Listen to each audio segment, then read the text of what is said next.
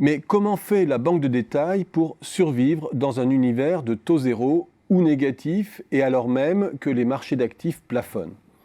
Sur le papier, c'est le cœur de réacteur de leur business model qui est à l'agonie. La marge d'intermédiation entre des dépôts à vue qui ne leur coûtent rien et des revenus d'intérêt sur leur activité de prêt.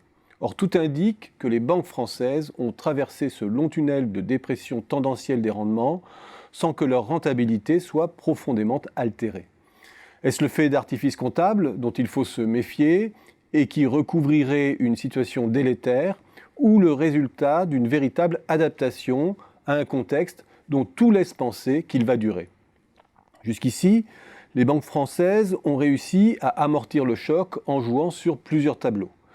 Clairement, elles ont fait feu de tout bois. Au premier chef, de manière étonnante, elles ont réussi jusqu'ici à préserver peu ou prou leur marge d'intermédiation, même si cette dernière a subi une lente érosion. Le résultat est en soi remarquable, au regard de la décrue inexorable des taux sur les crédits aux ménages, aux entreprises ou sur les obligations d'État. Ce résultat est le fruit de plusieurs ajustements. Elles ont, d'une part, réduit les taux servis sur les comptes d'épargne et les comptes à terme de leurs clients. Et au-delà de cet ajustement, elles ont bénéficié des possibilités de refinancement élargi à taux zéro auprès de la BCE.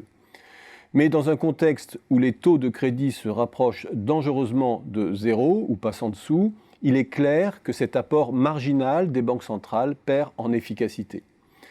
De surcroît, la BCE, pour inciter les banques à activer leurs encaisses oisives, leur a servi des taux négatifs sur leurs dépôts, élément qui rogne sur leur rentabilité. Sur la dernière période, les banques ont pu également compenser partiellement l'écrasement de leur marge d'intermédiation par une hausse des volumes de crédit.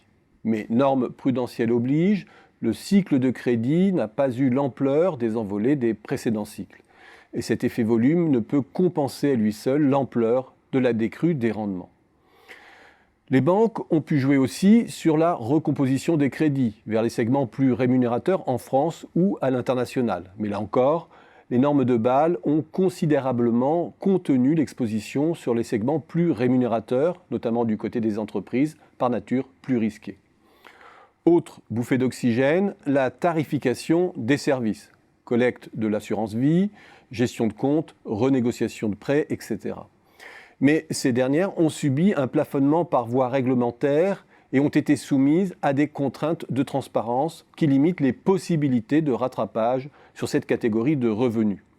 Sans parler de l'intensification de la concurrence avec la banque en ligne. Et c'est finalement la diversification des activités et notamment leur redéploiement vers les activités d'investissement, de gestion d'actifs et d'assurance qui ont le plus largement contribué à générer du revenu. C'est la composante la plus dynamique du produit net bancaire depuis 10 ans. Les banques ont de la sorte, à travers leur participation, pris un intéressement sur la dynamique des fonds de gestion notamment, à l'instar du Crédit Agricole qui détient 70% d'Amundi, 9e plus grand fonds de gestion au monde avec 1425 milliards d'actifs sous gestion en 2018. Mais cette source de revenus les expose à un risque de volatilité de marché particulièrement aigu en phase de retournement conjoncturel.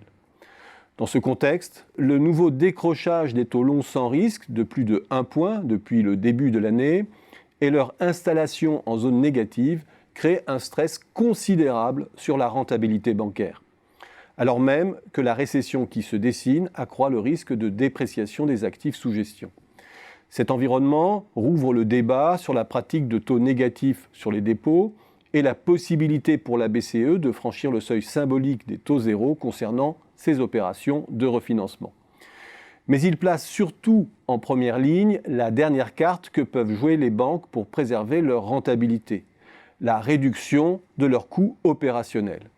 Elles avaient pu jouer jusqu'ici cette carte graduellement, rognant leurs effectifs d'année en année. Les annonces récentes concernant la Société Générale, la BNP notamment, montrent que l'on passe à la vitesse supérieure.